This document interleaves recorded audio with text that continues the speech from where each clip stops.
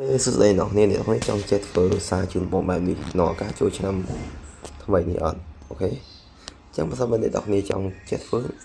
អ្នកនរអាចមើលវីដេអូរបស់ខ្ញុំគឺងាយទេអ្នកនរគ្រាន់តែបញ្ចូលឈ្មោះ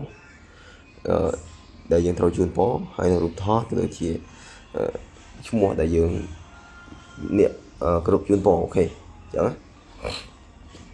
ញ្ចឹងងាយអត់បាក់ទៅការកម្មវិធីទេអ្នកនរគ្រាន់តែចូល website មួយដែលអ្នកនរអាចចូលដល់គឺ upload រូបភាពដាក់ឈ្មោះហើយ download យកមក public លើបណ្ដាញសង្គមបានទាំងអស់អូខេមានទាំងឯកឧត្តមក៏ដូចជា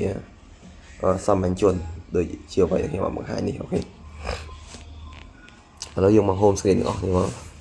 យើងទៅបង្កើតទាំងអស់គ្នាអញ្ចឹងអ្នកនរអាចចូលមក Google អ្នកនរវាយពាក្យថា chat.kh.com អូខេហើយអ្នកនរនឹងឃើញនេះកន្លែងនេះអូខេដល់មក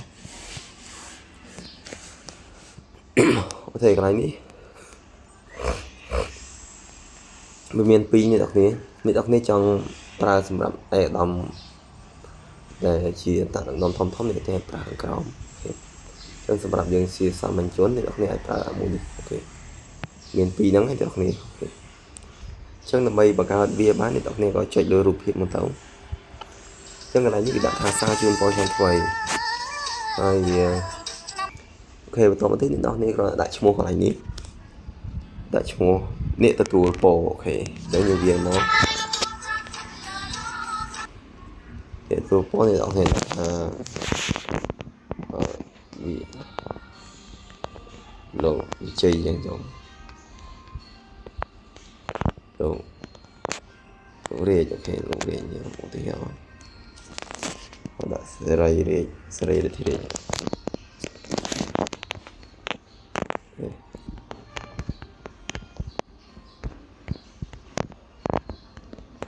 សេរីរាជទៅហើយក្រុមនេះកន្លែងនេះដាក់ថាលេខ2នេះដាក់ថាឈ្មោះអ្នកផ្ញើអូខេចឹងសម្រាប់យើងអ្នកដែលបង្កើតគេដាក់ថាក្រុមកន្លែងអូខេហើយអស់នេះឈោហ្វាល់មួយមកកន្លែងលេខ3ហ្នឹងអ្នកនររើសឈ្មោះរើសរូបភាពដែលអ្នកនរចង់ដាក់មកអូខេយើងទៅ Pro មកណាអូខេអញ្ចឹងយើង Pro រូបភាពណាមួយដែលយើងទីហោយើងដាក់រូបភាពមួយនេះអូខេប៉ុណ្ណឹងអ្នកនរមួយរូបភាពហ្នឹងហើយឈ្មោះរបស់យើងនេះលោក